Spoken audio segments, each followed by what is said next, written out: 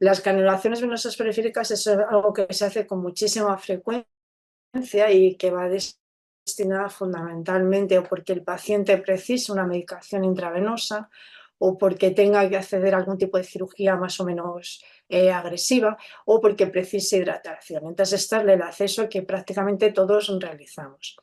La canulación venosa central, ¿cuándo la realizamos? Pues cuando el paciente pueda necesitar drogas vasoactivas, porque se trate de un paciente crítico, porque el paciente vaya a precisar una antibioterapia muy prolongada y probablemente con un acceso periférico no sea suficiente. Por ejemplo, en un paciente con encefalitis, pues probablemente necesita semanas de tratamiento antibiótico y esos pacientes no pueden manejarse con un acceso intravenoso periférico.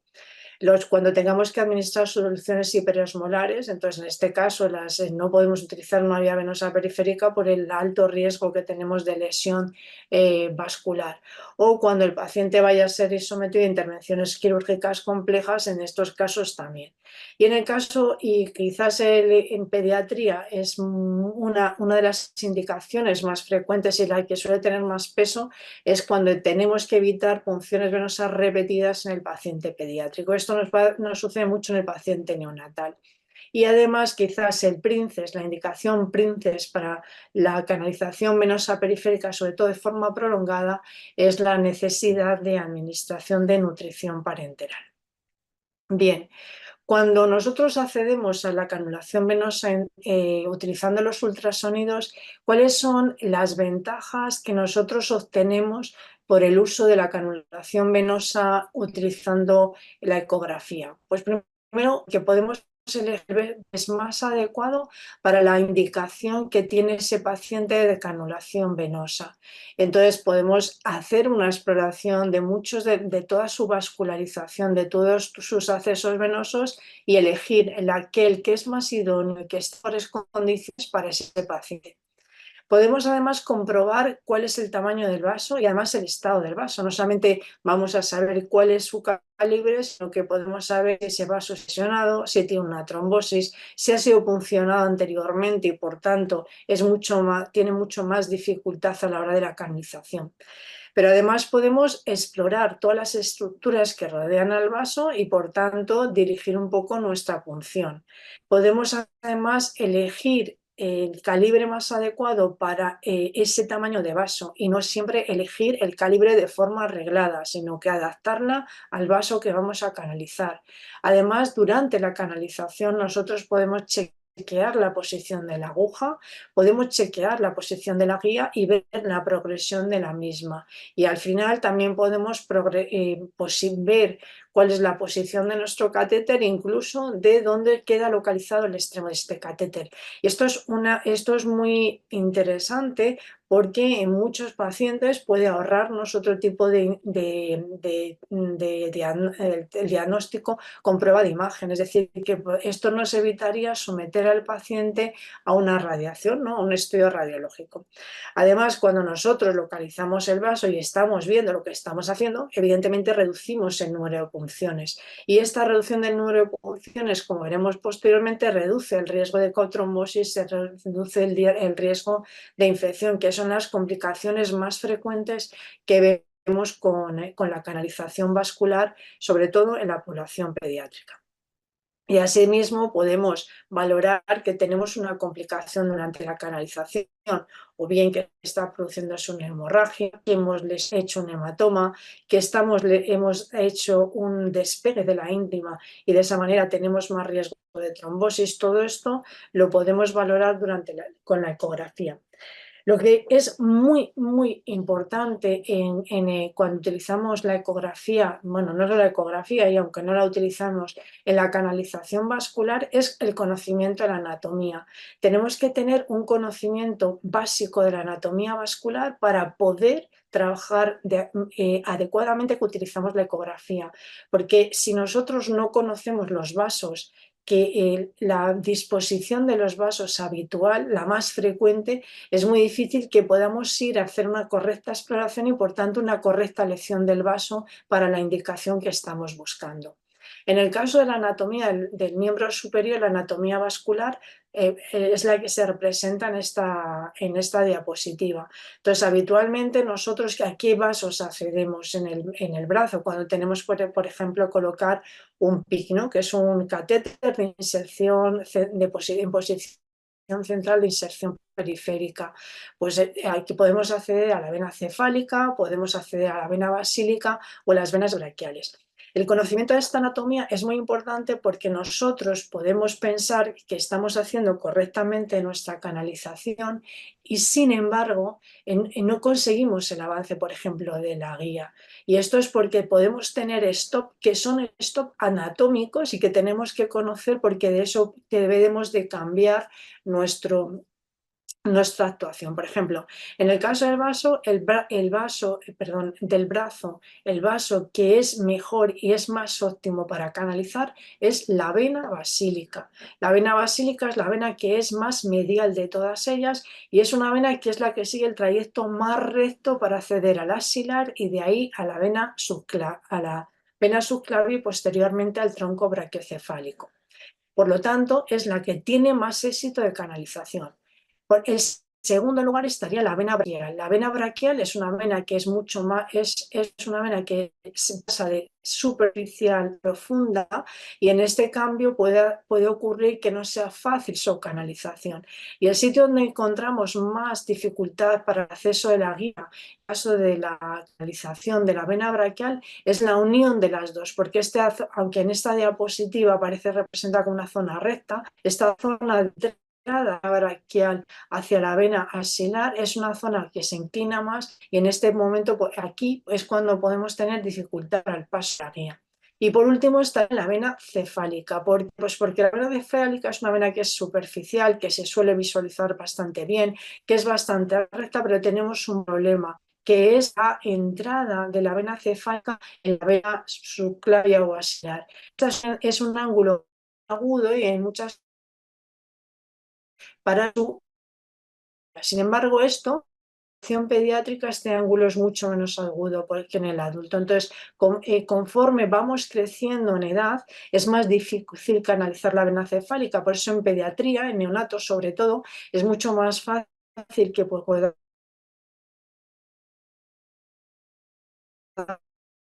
conseguir colocar un catéter en la población neonatal. Y en cuanto a la vena cubital mediana, que es la que está aquí representada, aquí la pongo fundamentalmente porque es una vena que es muy superficial, de acceso muy fácil, pero con un alto riesgo de trombosis. Entonces, la colocación en esta vena de cualquier catéter aumenta el riesgo de trombosis. Por lo tanto, es una vena que cuando nosotros queremos acceder desde ella a una zona más distante, generalmente no es recomendable. En cuanto a la anatomía de la vía venosa del miembro inferior, en el adulto es muchísimo más compleja que en el niño. Tienen los mismos vasos, pero es muy difícil acceder a través de un vaso muy periférico, acceder a un vaso central. De tal forma que generalmente en los adultos las venas de los miembros inferiores se utilizan con muy poquita frecuencia. Pero en la población pediátrica, sobre todo los niños más pequeños, las utilizamos con bastante frecuencia. Y estas venas, a través por ejemplo, del arco dorsal del pie, y podemos acceder a la tibial anterior y desde aquí podemos, a través de la gran vena safena, acceder vena femoral y de ahí podemos tener un acceso venoso central. Es decir, que en pediatría es bastante más frecuente que a través de un vaso periférico en la pierna podamos acceder a un vaso central, y esto es algo que se utiliza con bastante frecuencia. En esta diapositiva lo que quiero representar es que en la población pediátrica y sobre todo en la población neonatal, nosotros a través de un vaso periférico podemos acceder a cualquier vaso central. Hay que tener en cuenta que cualquier el vaso central es cualquier vaso que está en, en cava superior o en cava inferior. Todo lo demás no se debe considerar como central, todo lo demás se considera como periférico. Eso quiere decir que nuestra actuación y lo que nosotros podemos administrar que esté indicado por vía central puede estar limitado cuando el catéter no está correctamente colocado. En la población pediátrica, la canalización de accesos venosos centrales a través de periféricos tiene una tasa de fracaso que, según lo experto que sea cada uno, puede oscilar entre un 8 y un 50%. Nuestra tasa de éxito generalmente aumenta cuando nosotros utilizamos técnicas que nos facilitan la visualización, que puede ser la ecografía, la utilización de los infrarrojos, etcétera. Entonces es importante que conozcamos todas las técnicas, que luego las veremos, porque ellas nos pueden ayudar. En el caso de que nosotros accedamos a los vasos centrales a través del área periférica, muchas veces es difícil distinguir que se trate de una vena de una arteria, ¿no? Porque muchas veces, sobre todo en pacientes chocados, en pacientes hipovolémicos, puede ocurrir que el vaso arterial no sea un vaso o pacientes en bajo gasto por cualquier circunstancia, puede ocurrir que el vaso arterial no mantenga un flujo y que nosotros no podamos ver bien que hay una diferencia importante, o cuando colocamos, por ejemplo, un compresor en un brazo y este compresor está muy apretado y se interrumpe el flujo arterial, y muchas veces es difícil distinguir. Por eso tenemos que utilizar técnicas que nos ayuden a distinguir eso, que pueden ser la compresión con la sonda de los vasos, cambiar la dirección del Doppler para saber si es un Doppler que se acerca o se aleja de la sonda, y utilizar el patrón del Doppler. Pero esto no es el objetivo de ahora mismo, sino que lo vamos a ver un poquito más adelante. Cuando nosotros, es fundamental en la población pediátrica, sobre todo en los neonatos, conocer bien la anatomía central, ¿no? Entonces, saber que, por ejemplo, los vasos del lado derecho, los vasos de mayor calibre, y a través de los que podemos acceder con más facilidad a la vena cava superior. Hay que saber que el vaso más grande en la población neonatal es la cava superior, y el vaso más grande al que a través de podemos acceder a la cava superior es la vena yugular interna. Entonces, esto es lo más importante y lo que es más seguro para obtener una canalización central.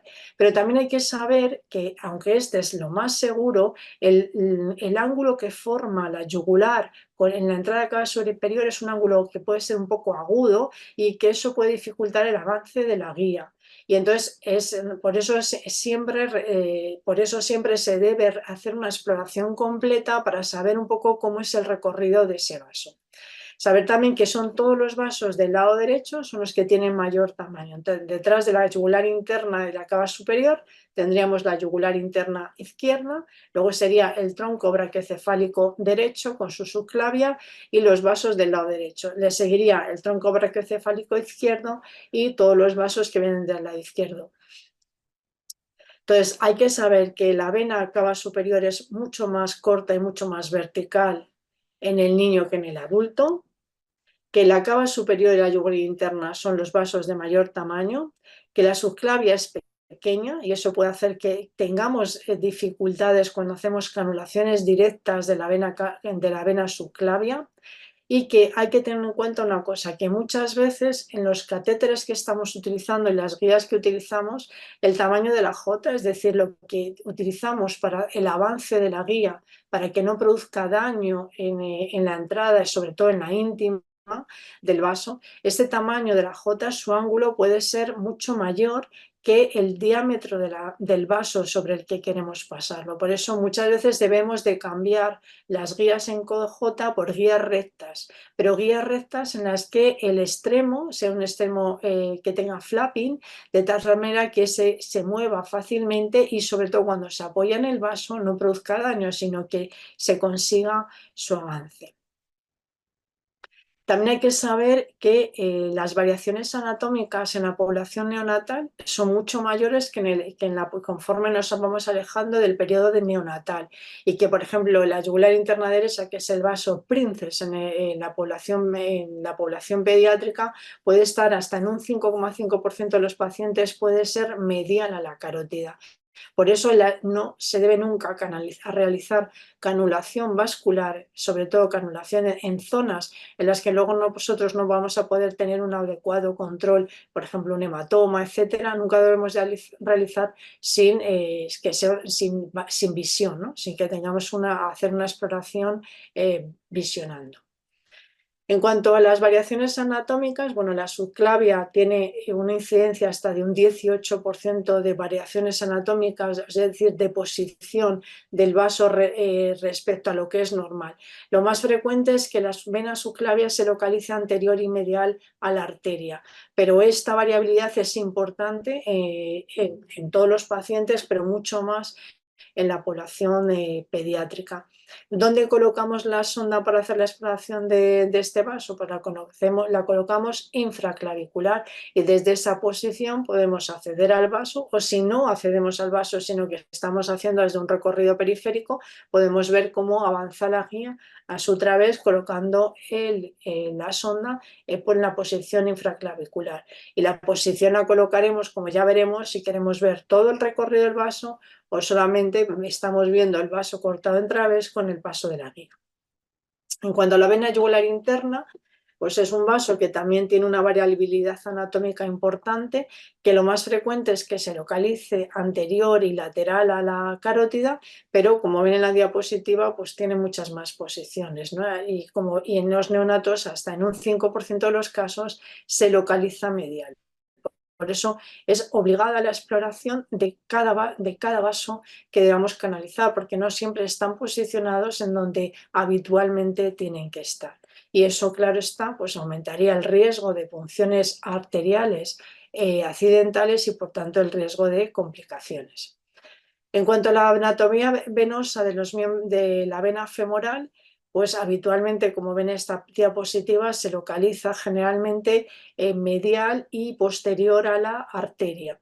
Pero esta diapositiva se la he puesto fundamentalmente porque es donde mejor se ve, porque en muchas ocasiones cuando la punción es está más por debajo del ligamento inguinal, como ven aquí, puedes funcionar lo que estás funcionando en la safena mayor o bien la femoral superficial y podemos tener dificultades al avance de la guía. Por eso tenemos siempre que hacer una exploración de toda la zona del triángulo de Scarpa para valorar bien dónde está la femoral común, que es la que debemos funcionar para un correcto paso de la guía.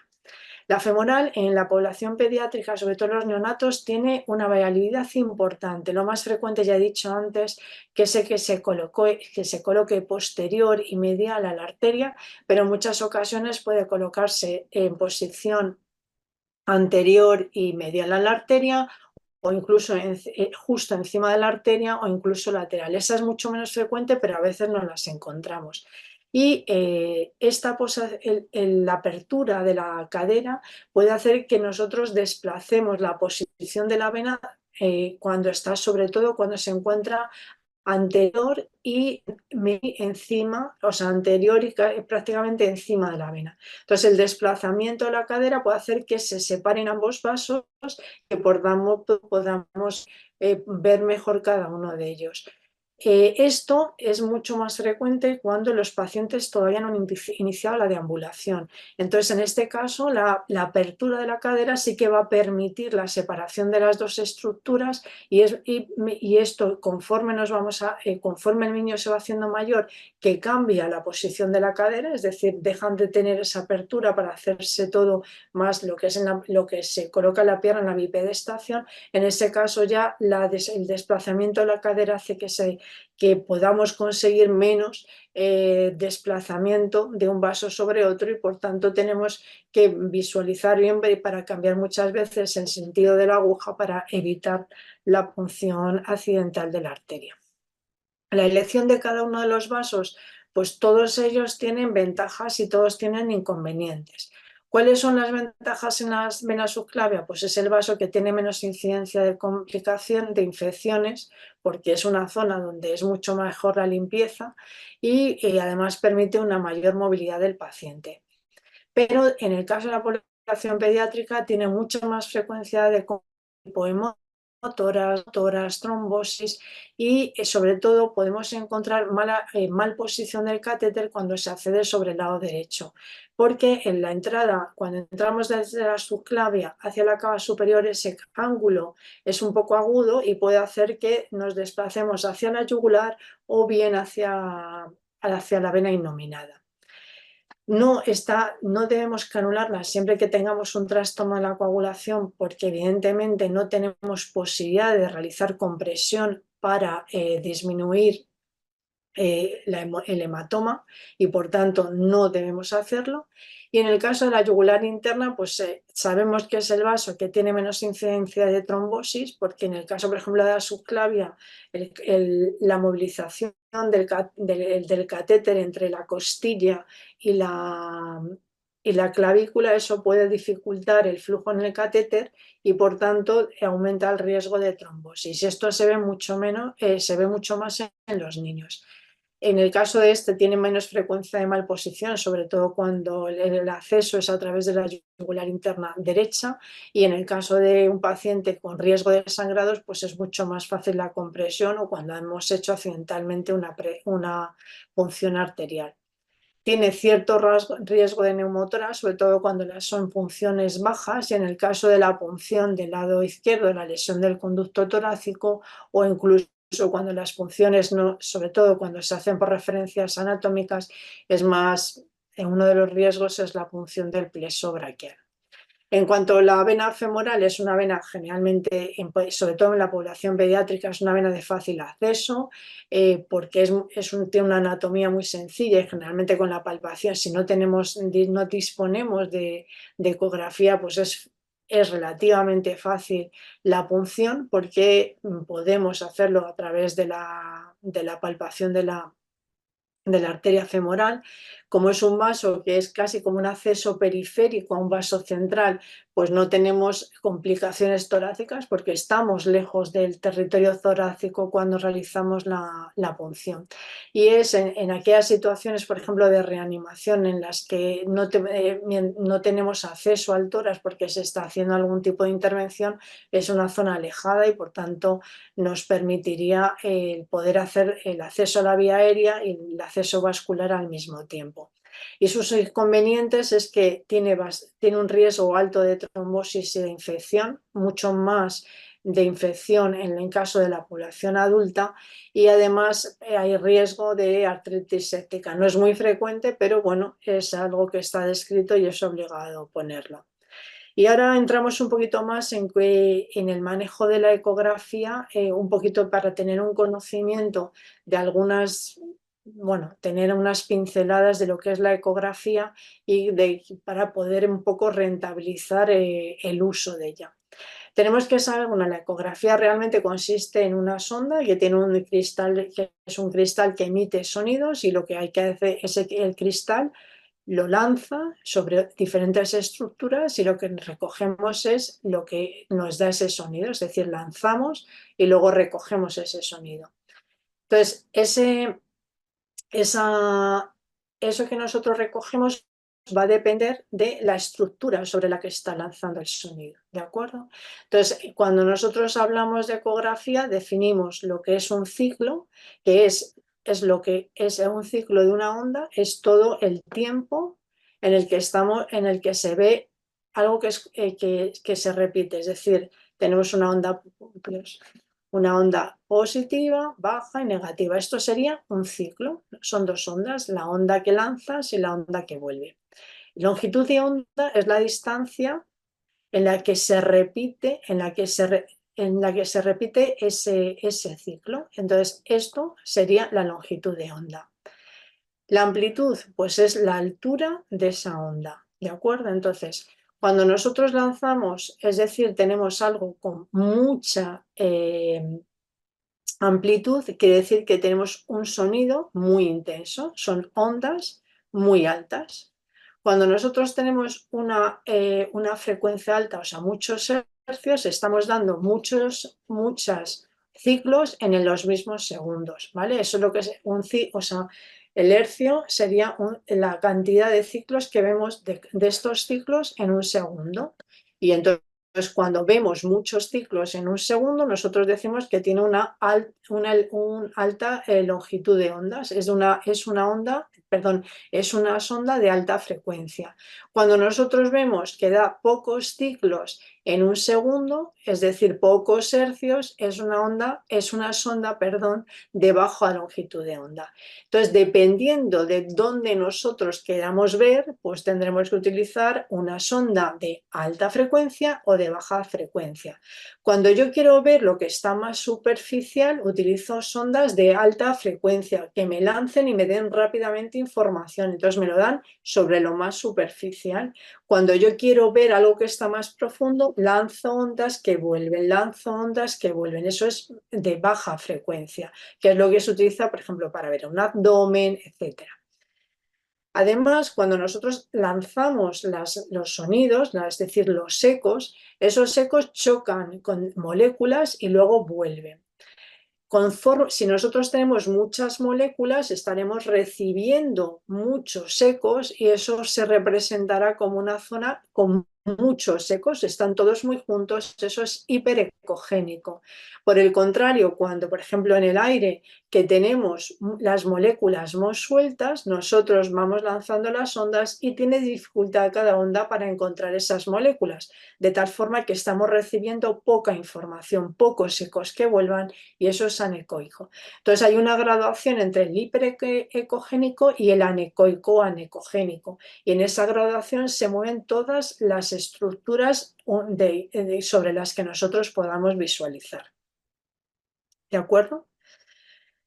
Por ejemplo, entonces aquí vemos, por ejemplo, cuando nosotros estamos lanzando ecos sobre un hueso, pues nosotros lanzamos, están las moléculas muy cercanas, entonces nosotros recibimos muchos ecos, eso es hiperecoico, entonces están lanzando y vamos recibiendo, lanzando, recibiendo. Entonces, eso es hiperecogénico, eso corresponde, por ejemplo, al músculo. Conforme los tejidos tienen más agua, quiere decir que las moléculas van a estar más separadas, son más líquidas. Entonces nosotros vamos lanzando y vamos recibiendo menos ecos y entonces vamos viendo que se va haciendo hipogénico, entonces vamos pasando del músculo, hígado, riñón, grasa, sangre y luego cuando ya no tenemos muy poquito toda esa cosa y prácticamente no hay nada, pasaríamos a lo que sería el aire, que veríamos todo negro, negro porque no hay nada, no estamos recibiendo ningún eco. Y es ahí en esa graduación donde nosotros nos vamos a mover continuamente cuando trabajemos con ecografía. Bien, ¿cuáles son? Nosotros tenemos que conocer que todas las máquinas tienen una serie de mandos que nos van a ayudar a la hora de trabajar. Y no es necesario que seamos expertos. Yo no soy experta en ecografía, pero tengo que rentabilizar las imágenes que veo y conocer algo de las ondas para elegir en cada momento lo que mejor, lo que más se adecua a lo que yo tengo que hacer y a la información que necesito para poder trabajar mejor. En general, hay una serie de cosas que nosotros con las que podemos rentabilizar las imágenes. Por un lado está la ganancia. La ganancia lo que nos ayuda es a contrastar la imagen que nos están dando y tenemos que aumentarla, bajarla, subirla para que obtengamos una imagen que sea lo mejor contrastada para diferenciar un poco las estructuras que creemos tenemos ahí. Es decir, si yo estoy lanzando, si estoy viendo, por ejemplo, un vaso en un territorio como puede ser el brazo, tengo que ir contrastando hasta que diferencie bien lo que pueda ser un nervio, lo que pueda ser el músculo, lo que pueda ser el vaso, lo que es la pared vascular, porque eso me va a ayudar un poco a referenciarme en las estructuras sobre las que a las que puedo acceder, ¿de acuerdo? Luego están las ondas. Las ondas, como ya he dicho, puede trabajar con alta o baja frecuencia. La alta o baja frecuencia lo que nos va a ayudar es a dar más profundidad o menos a las ondas que nosotros estamos emitiendo. Entonces, cuando nosotros tenemos que trabajar en estructuras que están muy dentro del organismo, tenemos que dar poca frecuencia porque nosotros tenemos que lanzar y esperar a que nos vuelvan para que tengamos la imagen. Y entonces a lo mejor trabajamos con frecuencias entre 2 y 5 hercios. Estas ondas pues, nos van a dar profundidad, pero nos dan mucha menos resolución. O sea, si trabajamos con sondas buenas, no, pero que generalmente no vemos todo tan bien, como cuando son muy superficial, que es lo que utilizamos con las altas frecuencias. Las altas frecuencias nos van a dar menos profundidad porque lanzamos rápidamente ondas que vuelven, pero nos da mucha más resolución porque estamos viendo continuamente muchas imágenes, mucha imagen, entonces lo podemos ver muchísimo mejor que con las de baja frecuencia. Las ondas con las que trabajamos son las ondas lineales, las convex y las sectoriales. Esas son las que habitualmente tienen todos los ecógrafos cuando trabajamos en sitios en lugares de críticos. Las ondas lineales, ¡ay Dios! Las ondas lineales, pues las ondas lineales hay de dos tipos. Están la sonda lineal de altas frecuencias, pero que se mueve entre 5 y 10 hercios. Entonces, estas son las que utilizamos generalmente cuando son estructuras, o sea, pacientes más grandes, porque nos dan un poquito más de profundidad que las ondas de muy alta frecuencia como es la del palo de hockey. Entonces estas ondas permiten entradas hasta 5 o 6 centímetros, entonces tienen buena resolución y generalmente los utilizamos para accesos centrales, pero fundamentalmente en la población de adulto. También se pueden utilizar en pediatría, pero generalmente son sondas que pesan más, entonces el apoyo de estas ondas con mucha frecuencia comprimimos los accesos vasculares y a veces esto nos dificulta un poco el trabajo. Y luego están las palos de hockey, que es la que utilizamos como prefrecuencia en los niños, sobre todo en la población neonatal, que dan mucha resolución, tienen una frecuencia muy alta, vemos muy bien los pasos muy superficiales, y nos permiten ver también, por tanto, muy bien las agujas, pero tienen baja penetración. Entonces, generalmente más de 3 centímetros bajo la piel, 3-4 centímetros, no vemos con una adecuada resolución. Bien, yo no sé de qué ecógrafo ustedes disponen, pero todos ellos disponen de una serie de mandos que tenemos que conocer para poder mejorar nuestras imágenes. Que ya hemos dicho que la ganancia tenemos que conocer cuáles son los mandos de la profundidad para que si queremos que nuestra sonda vaya los ecos más o menos dentro y lo que podamos ver en esa pantalla, tenemos que saber que tienen mandos en los que podemos congelar la imagen y esto nos va a permitir medir las estructuras, medir el tamaño del calibre de un vaso o la distancia que tiene ese vaso, el vaso venoso a la arteria, etcétera, o la longitud en donde la visión de todo el vaso para saber dónde se estrecha y dónde tenemos que cambiar, etcétera. Y luego tienen el modo B, el Doppler color y el Doppler pulsado. Bueno, son mandos que están ahí y que nosotros tenemos que saber dónde están en cada ecógrafo con el que nosotros trabajemos, porque eso es lo que nos va a ayudar a mejorar nuestras imágenes y rentabilizar el trabajo que hagamos. Bien, ¿qué es el Doppler? Bueno, el objetivo del Doppler es algo que se utiliza, es un modo, ¿no? Que se utiliza porque lo que nos permite ver o sea, es decir, cuando una estructura está en movimiento, nosotros tenemos que ver, tenemos que medir, por así decirlo, recoger ese movimiento y eso es lo que nos ayuda el Doppler.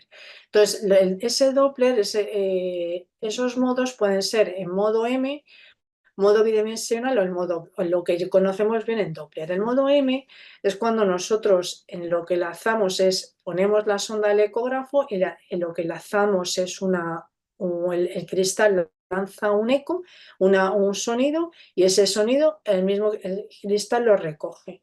Entonces lanza y recoge. Ese modo lo que hace es que lanza el eco sobre una estructura en movimiento y nosotros lo que hacemos es recoger ese movimiento. Por ejemplo, si aquí tenemos un corte de un corazón que vemos las 4 cámaras.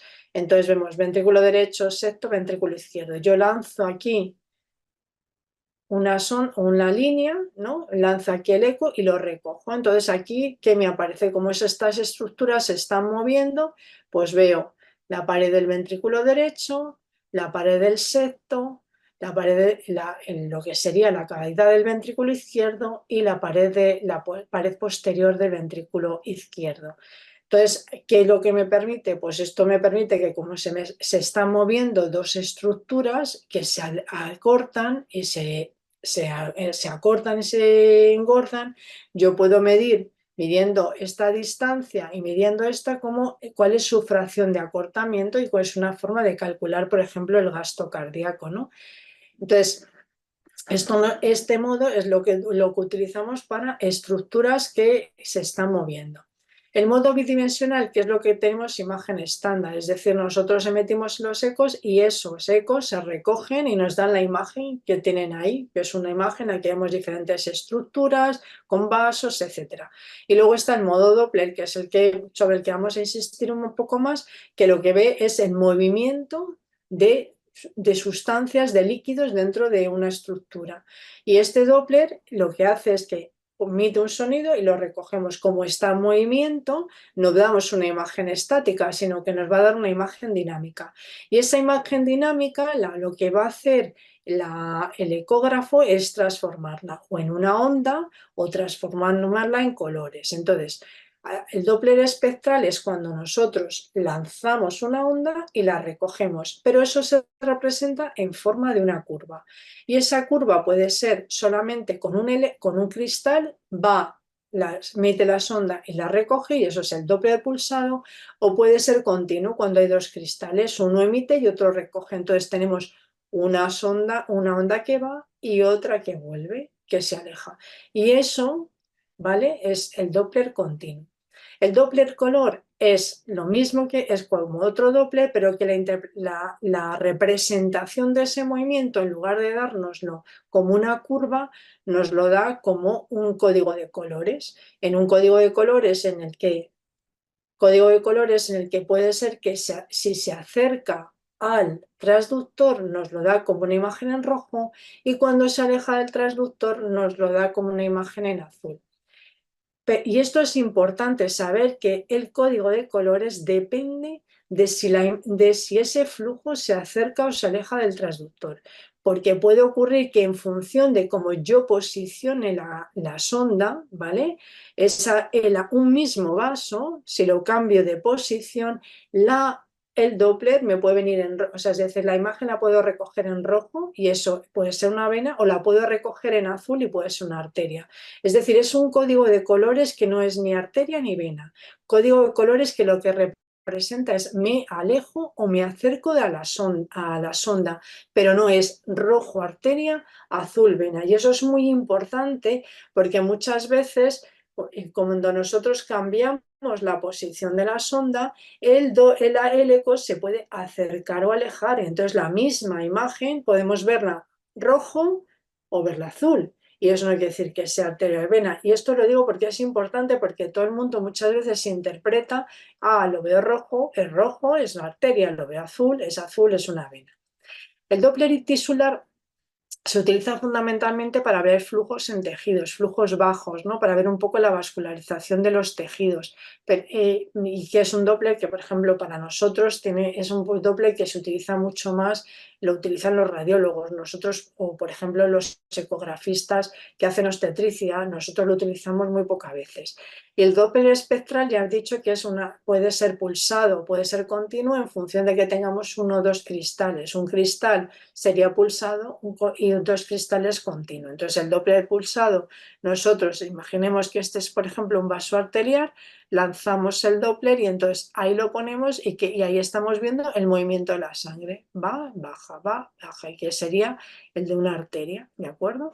Y el Doppler continuo, lo que tendríamos: cristal lanza, cristal recoge, diferente. De tal forma que cristal lanza y entonces se acerca o se aleja. Se acerca el flujo o se aleja. Se acerca el flujo sería el Doppler continuo. De acuerdo. En resumen, así cosas que tenemos que saber siempre es que los vasos los vamos a ver anecoicos, es decir, vamos a ver zona negra sobre un fondo gris. Zona negra porque es líquido, entonces hay pocas moléculas y por tanto lo vamos a ver mucho más oscuro, sobre un fondo gris que puede ser una estructura como músculos, sobre grasa, tejido subcutáneo, etc.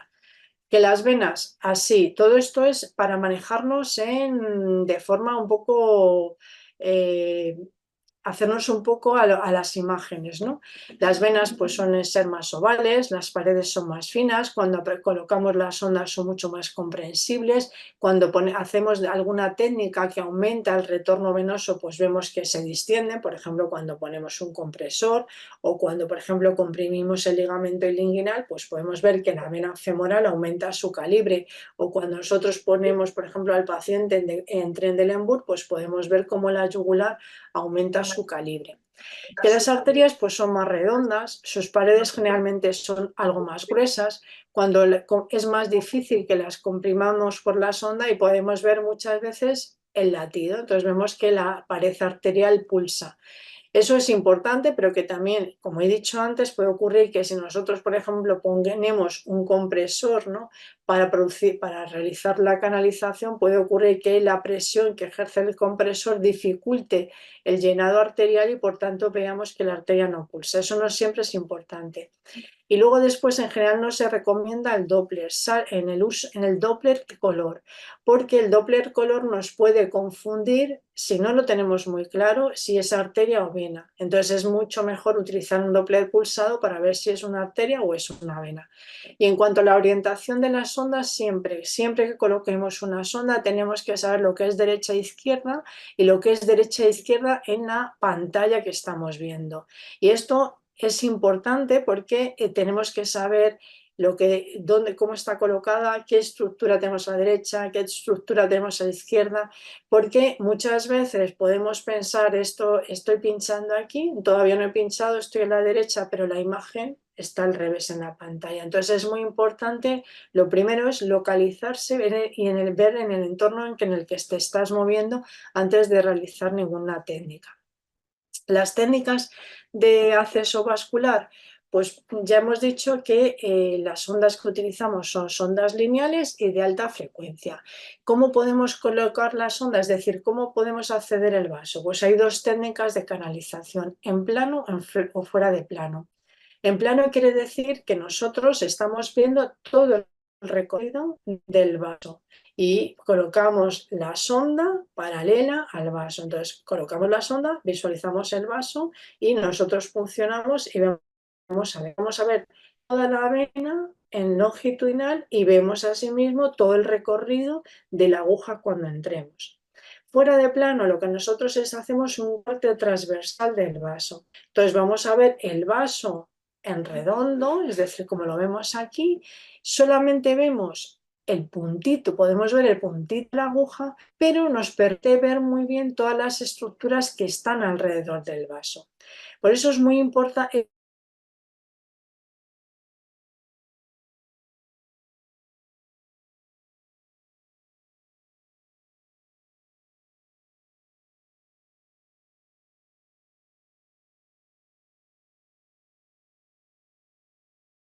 visualizar el vaso en los dos planos.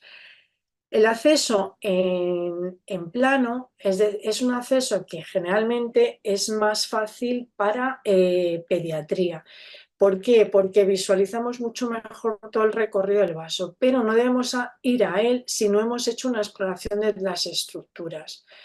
Lo que ocurre es que generalmente cuando aprendemos a pinchar, la mayor parte de nosotros hemos aprendido previamente con referencias anatómicas y eso muchas veces nos condiciona la forma en que nosotros aprendemos a pinchar, a hacer canalización vascular con ecografía, porque tenemos siempre nuestra imagen de un vaso como algo redondo sobre lo que vamos a poner una aguja y un catéter.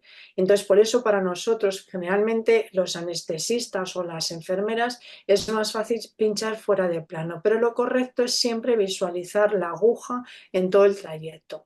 Por ejemplo, en esta diapositiva estamos viendo las dos, o sea, estamos viendo tanto en plano como en plano al mismo tiempo. Entonces, yo empiezo a explorar, ¿de acuerdo? Entonces veo un vaso redondo, que esto sería fuera de plano, y la puntita de la aguja. Si estoy en la misma posición en plano, lo que estoy viendo es el vaso y estoy iniciando y estoy empezando a ver la aguja que en esta zona, es decir, está como aproximándose. Si yo voy avanzando, es decir, yo voy avanzando la aguja, Es que no tiene vídeo esta imagen, pero bueno, si yo voy avanzando la aguja, en plano lo que estoy viendo es que esa aguja se va acercando al vaso y fuera de plano la voy viendo más cerca del cortecito.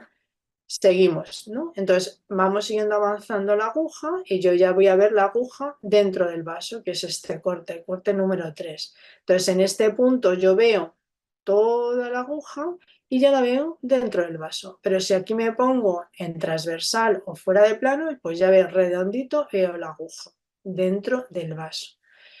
Si yo me pongo, muevo la sonda un poco más, en este corte veré todo el vaso y estoy viendo todo esto, veo la aguja, el vaso, estoy viéndolo todo, pero aquí ya no vería, en el corte transversal o fuera de plano ya no vería la aguja. Y esto es importante porque pues, si yo me he separado de la zona de la aguja y ya no la veo y me puede confundir. Por eso es muy importante que nosotros aprendamos a hacer desplazamientos horizontales, transversales, para valorar en todo momento el vaso y la aguja. En ecografía, el control y la coordinación mano-ojo es fundamental. Nosotros tenemos que acostumbrarnos a realizar las funciones mirando exclusivamente la ecografía y nuestra mano tiene que ir con nuestro ojo, ¿de acuerdo? Eso es quizás una de las técnicas, una de las habilidades que más se tarda en adquirir. Aquí vemos cómo se hace el corte transversal. Entonces, nos vemos que vamos a poner un vídeo y luego después repasamos la diapositiva. ¿Vale? Esto es un Phantom hecho por nosotros. Entonces, esto generalmente lo hacemos con gelatina y este es un tubo que tenemos. Entonces, está fuera de plano. Nosotros vamos viendo cómo estamos avanzando la aguja. Avanzamos la aguja y solamente vemos la puntita de la aguja, no vemos nada más, pero sí que estamos viendo todo lo que rodea el vaso. Ahora ya vemos cómo la aguja está en el interior del vaso. ¿Qué pasa? Pues ¿cuáles son las ventajas pues, cuando nosotros realizamos las funciones fuera de plano? Pues que es mucho más fácil localizar el vaso porque estamos explorando en transversal y vemos todas las estructuras, ¿vale?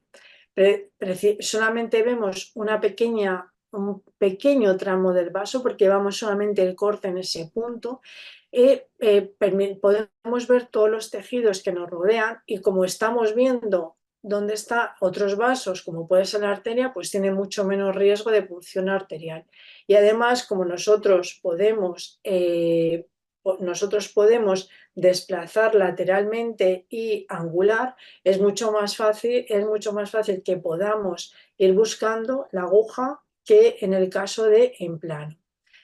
Pero las desventajas, pues que solamente vemos un momento la aguja, no estamos viendo todo su recorrido, la visualizamos solamente en un punto. Y esto nos obliga a hacer continuamente desplazamientos del transductor y por tanto la coordinación ojo-mano es un poco más difícil. Y porque muchas veces cuando estamos entrando en inclinado, si nosotros atravesamos todo el vaso, no nos hemos dado cuenta porque yo he visto la aguja en un punto, pero no la veo en otro. Y como es un corte, puede ocurrir que no vea la aguja en la parte posterior y entonces yo haya atravesado el vaso y no haya sido consciente porque estoy alejada y no he sido consciente que lo he atravesado. Solo soy consciente si la aguja la estoy viendo continuamente así, ¿de acuerdo? Cuando lo hacemos en plano, pues nos podemos ver todo el recorrido del vaso, como se ve aquí. Vamos a verlo luego, que podemos ver toda la aguja, todo el catéter, podemos ver las dos paredes del vaso. No necesitamos desplazar el transductor a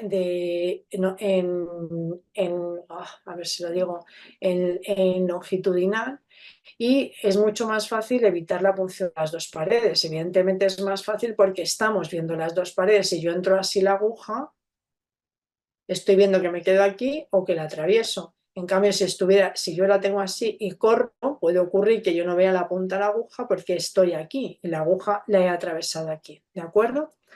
Entonces, es difícil es generalmente un poco más difícil, pues sobre todo porque los vasos son pequeñitos y muchas veces nos cuesta localizar el vaso en plano para verlo completamente. Aquí en la diapositiva están viendo cómo avanzamos la aguja en plano. Entonces hemos atravesado, ¿vale? La aguja está dentro.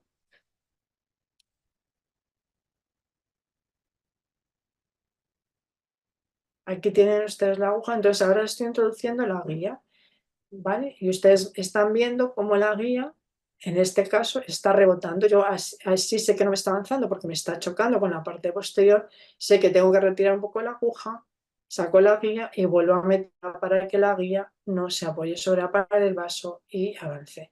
Entonces, cuando estamos realizando el avance de la guía, es quizás mejor hacerlo en plano porque vemos cómo avanza en toda la estructura. El único problema es que el espacio de visión es un corte, es decir, yo tengo el vaso así, yo lo veo así, pero no estoy viendo todo lo que me sucede a los lados de ese vaso, entonces no estoy viendo lo que me está pasando alrededor.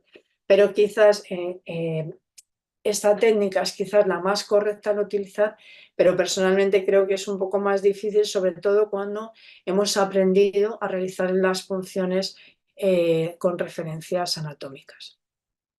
Vamos a hacer, bueno, es que no sabía un poco qué experiencia tenían ustedes, entonces creo que es importante visualizar diferentes tamaños de vasos, diferentes vasos para ver un poco, cómo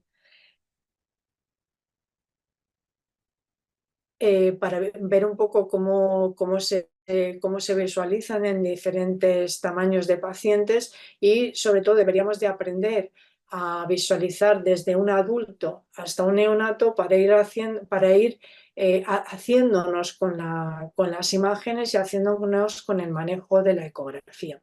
En esta diapositiva es un adulto en bipedestación. Entonces, como ustedes ven la carótida aquí y ven en la yugular, y la yugular se expande si hacemos presión intratorácica positiva, ¿no? Que es lo que se haría, por ejemplo, en la posición de Trendelenburg, pues estamos viendo cómo el vaso yugular se hace mucho más grande, ¿no?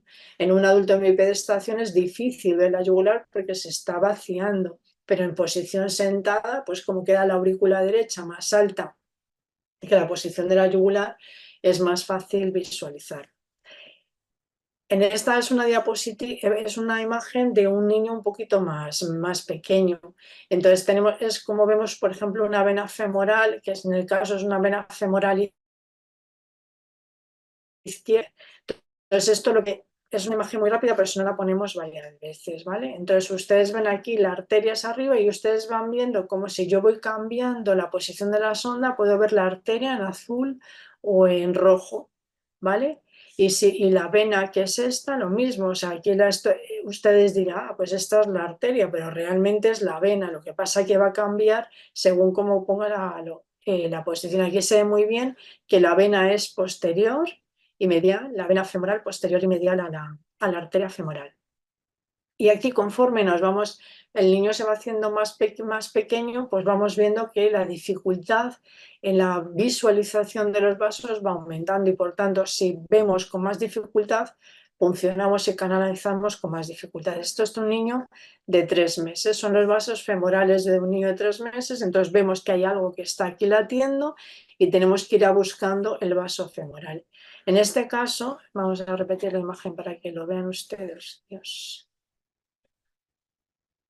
En este caso lo que se ve es debajo, lo que estaría latiendo más aquí arriba, eso realmente es la vena y la arteria está debajo. Eso quiere decir que la vena se ha colocado medial y anterior a la arteria femoral. Por eso es importantísimo la exploración y no funcionar los vasos sin una correcta visualización, porque sabemos que la anatomía es muy variable y que por tanto tenemos mucho riesgo de complicaciones.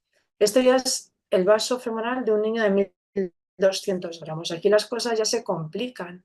Entonces, aquí vemos su arteria femoral y la vena que es esta. ¿de acuerdo? Y aquí vemos como dos vasos. ¿Eso qué quiere decir? Pues que probablemente estamos muy cerca de la zona de desembocadura de la femoral superficial para convertirse luego en femoral común. Esto no, si nosotros funcionamos aquí, podemos tener dificultades para el avance de la guía. Entonces lo que hay que hacer es una exploración. Es una exploración de toda la zona del triángulo de Scarpa para ver en qué zona estos dos vasos están unidos y es la vena femoral, ¿de acuerdo? Común. Y estos son, esto ya es lo mismo, diapositiva, seguimos.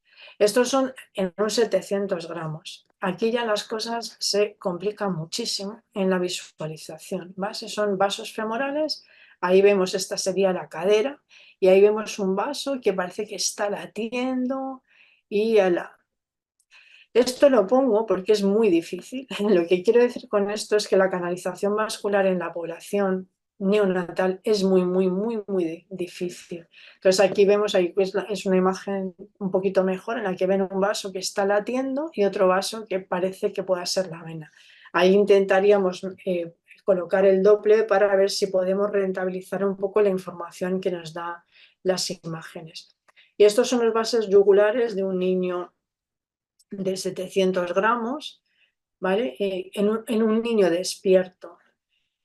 Esto se lo pongo para que vean, es un niño que está respirando, que tiene además aquí atrás hay una sonda nasogástrica y estos son sus vasos. Esto esta imagen se la he puesto para que vean que son estructuras muy pequeñas, en las que el fallo, la tasa de éxito en la función generalmente no es muy alta y la canalización también. Y que el riesgo de complicaciones también es muy alto. Y que estas técnicas en esta población tienen que hacerse con un paciente absolutamente sedado, que no se mueva, porque cualquier movimiento va a suponer la pérdida del vaso.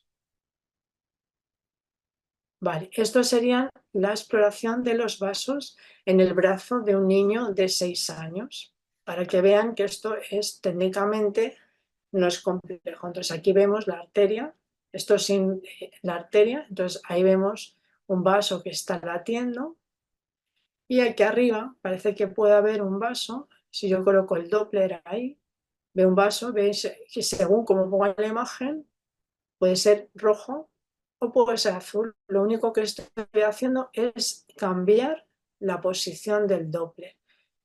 Por tanto, el color rojo y azul no nos vale. Entonces aquí tendríamos la arteria y aquí estamos viendo algo que parece que pudiera ser una vena.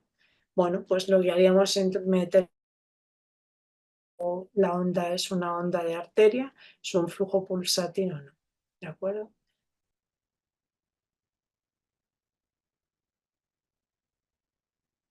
Es la misma estructura y bueno, estoy moviendo la sonda, entonces lo que hago es que cambiar el código de colores cambia en función de cómo mueve la sonda. ¿De acuerdo?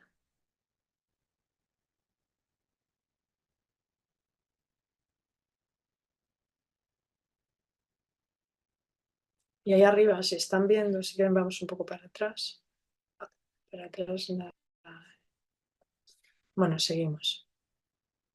Y esta imagen es para que ustedes vean, esta es la imagen es el mismo paciente, para que vean el vaso, ¿vale? Y yo sobre ese vaso introduzco el Doppler y al ver el Doppler, si es una vena, lo que me sale es que no me sale onda, se me sale un flujo continuo, es que se ve fatal. Si fuera una arteria, lo que yo tendría es un flujo latiendo, pero como es un flujo, es una vena, lo que veo es un flujo continuo en el movimiento. ¿Vale? Bueno, yo creo que esta clase hemos acabado.